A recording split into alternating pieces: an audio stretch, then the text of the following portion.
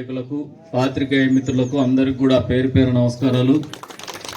వెనుకబడిన వర్గాల వాళ్ళు, ప్రత్యేకించి ఈ ప్రాంతంలో చేనేత వర్గాలకు చెందినటువంటి వాళ్ళు, చేనేత వృత్తి మీద ఆధారపడినటువంటి వాళ్ళు ఎక్కువగా నివసించేటువంటి ఈ ప్రాంతంలో గడిచిన 100 రోజుల కాలంలో ఏదైతే పెన్షన్ల రూపేణా, సామాజిక పెన్షన్ల రూపేణా గత ప్రభుత్వం 2000 రూపాయల పెన్షన్ని 3000 చేయడానికి 5 సంవత్సరాలు తీసుకుంటే, ఎన్నికల సమయంలో మాట ఇచ్చినాం, హామీ ఇచ్చినాం, పెన్షన్లు పెంచబోతున్నాం.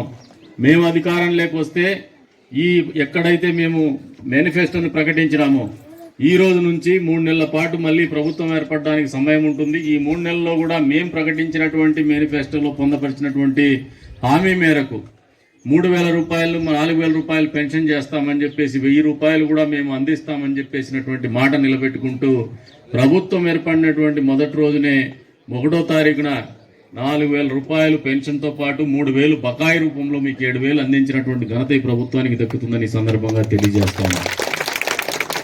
అంతేకాదు, ఈ రాష్ట్రంలో గడిచిన ఎన్నికల సందర్భంగా ఒక్కసారి గమనిస్తే చదువుకున్నటువంటి పిల్లలు మాతో పాటు ఎన్నికల ప్రచార కార్యక్రమంలో రాత్రనక, పగలనక, ఎండనక, వాననక 45-46 డిగ్రీల సెంటీగ్రేడ్ ఉష్ణోగ్రతలో కూడా మధ్యాహ్నం కూడా మాతో పాటు నడిచినటువంటి నిరుద్యోగ యువత ఎదురు చూస్తోంది. చంద్రబాబు నాయుడు గారి వైపు ఉద్యోగాలు రావాలా, గత ప్రభుత్వం మోసం చేసింది, జాబ్ క్యాలెండర్ పేరు మీద అనే ఆలోచనతో ప్రకటించినటువంటి మా ప్రభుత్వం ఏర్పడితే మొట్టమొదటి సంతకం మెగా డిఎస్సి మీదే పెడతామని చెప్పి ఇచ్చినటువంటి హామీ మేరకు మొదటి సంతకం చంద్రబాబు నాయుడు గారు మెగా డిఎస్సి మీదే పెట్టినటువంటి ఆలోచనని మీరు మంచి ప్రభుత్వం అనడానికి మీకు అందరూ కూడా మనసు ఒప్పుకుంటుందని నేను నమ్ముతున్నాను. ప్రభుత్వంలో పేదలు ఎక్కడైనా మండలాల నుంచి మీరు పట్టణానికి పోయినా, లేదు ఇంకా మండలంలో ఎక్కడైనా రద్దీగా ఉన్నటువంటి ప్రాంతాల్లో కావచ్చు, పేదలు పని మీద వస్తే, లేదంటే కార్మికులు ఎవరైనా ఆకలి తీర్చుకోవాలంటే, పట్టడన్నం దొరకాలంటే హోటళ్ళకు పోతే 100, 200, 300 రూపాయలు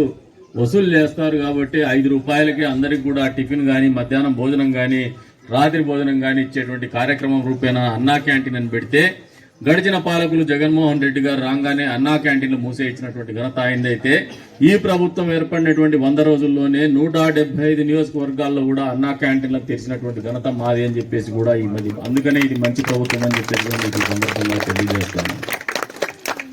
విజయవాడలో అంతకుముందు వరదలు వచ్చినప్పుడు జగన్మోహన్ రెడ్డి గారు హెలికాప్టర్లోనో, ఏరోప్లేన్లోనో తిరిగితే, చంద్రబాబు నాయుడు గారు రాత్రింబౌలు ట్రాక్టర్లో, జేసీబీలో ప్రజల మధ్య నుండేసి, అంతేకాకుండా ఆయనతో పాటు సహచర మంత్రివర్గాన్ని కావచ్చు, సహచర ఎమ్మెల్యేలను కావచ్చు, అధికారులను కావచ్చు కూడా పరుగులెత్తించి మన ప్రాంతం నుంచి కూడా మున్సిపాలిటీ వర్కర్స్ అక్కడ తీసిపోయి పారిశుద్ధ్య కార్మికులు తీసిపోయి పారిశుద్ధ్యం పనులు చేసినటువంటి పరిస్థితి.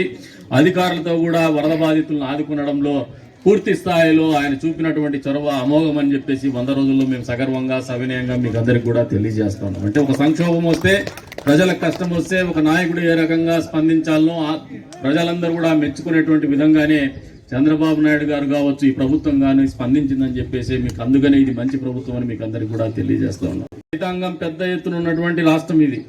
రాష్ట్ర విభజన జరిగిన తర్వాత సంక్షోభంలో ఉన్నాం, ఆర్థిక పరిస్థితి బాగలేదు. అయినప్పటికీ కూడా అప్పట్లో చంద్రబాబు నాయుడు గారు ముఖ్యమంత్రి అయిన తర్వాత మీరు ఒకసారి ఆలోచన చేస్తే 1000 రూపాయల పెన్షన్ 2000 రూపాయలు, అంటే 100% పెంచినటువంటి పరిస్థితి. అదే 2000, 3000 చేయడానికి 5 సంవత్సరాలు తీసుకున్నారు జగన్మోహన్ రెడ్డి గారు.